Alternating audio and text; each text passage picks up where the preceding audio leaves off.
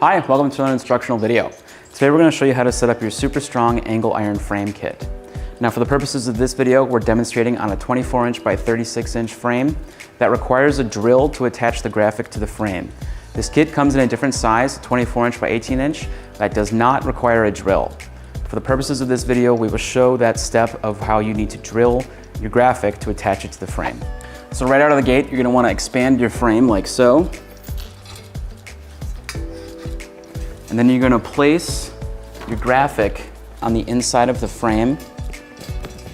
So position it as such, and then you're going to hold the graphic and the frame in place as you drill a hole in the eyelets.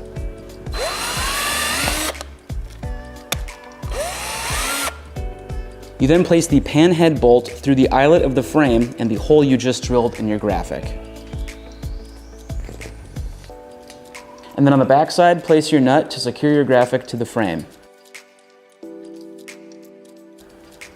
You're going to repeat this step for the remaining eyelets and the second graphic.